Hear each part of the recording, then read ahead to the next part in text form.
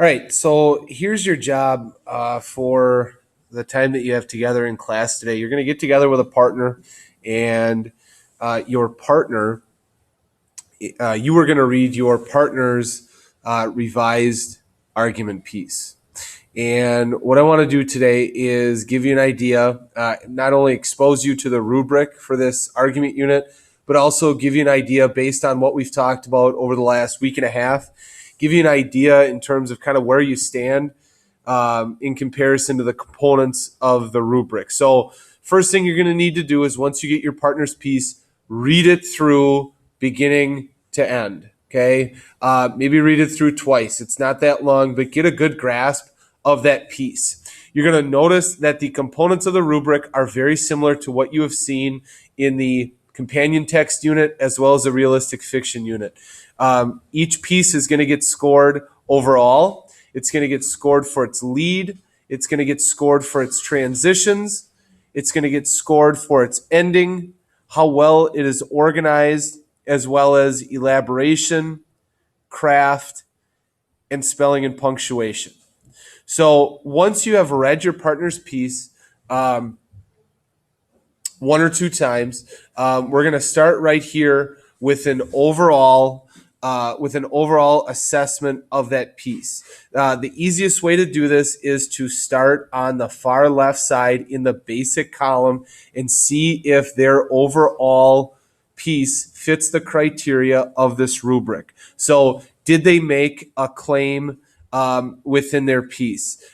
Did they support their claim with reasons? If they did just that, then move them in to number two.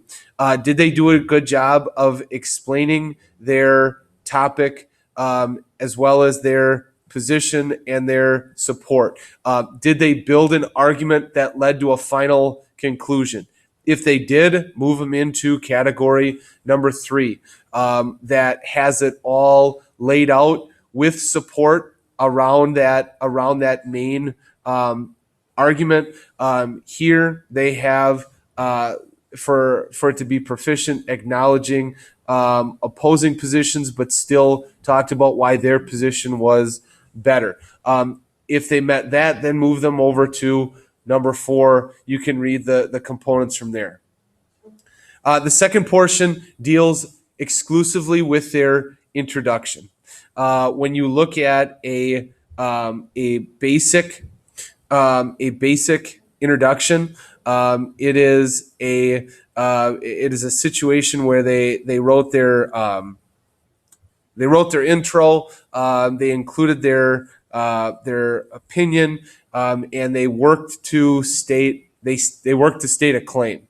If they did that, move them over to the next category here, in which they wrote an introduction that was of interest to the reader, a little bit of thought there.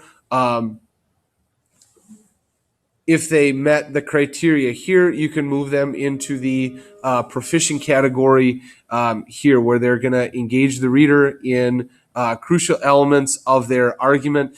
This would be more of like a hook. All right. Same thing with like a backstory where they led to their original argument, and then obviously stating that argument with their reasons in that piece. If they fit that, then obviously you can move them in from there. When you look at transitions, once again, start furthest from the left and work. Ask themselves, do you think they meet this criteria? If they do or don't, continue to either move them or keep them in that spot there. Their concluding paragraph right here. What does that concluding paragraph look like, and how does it compare to the components of this rubric? Did they connect it back to the piece as a whole, not just the paragraph before? Did they go through and talk about potential implications, why this is important for something to be proficient? Did they go back through and restate their main points and why these were significant, and so on from there? As far as their organization goes, let you take a look at that on your own here. The first category from there, moving down to elaboration. Okay, how well did they elaborate on their reasons? Okay, did they give reasons as to why they feel a certain way? Is it linked with evidence? Over here in the next column here, did they include evidence? Did they cite the evidence? Did they analyze and follow up with why this was important? Okay, that was more so what we talked about. The topic of our conversation yesterday would be, not only including the reason and the evidence, but taking it a step further in your personal analysis, your own personal voice infused into this piece. Craft is a lot with their word choice, trying to keep the reader following a logistical format in which they keep the reader engaged throughout their piece here. A lot of not only word choice, but also metaphors, imagery, different things like that when you get into the proficient category here. Spelling and punctuation, pretty self-explanatory. I'm going to let you just take a look at that on your own. The other thing with that as well,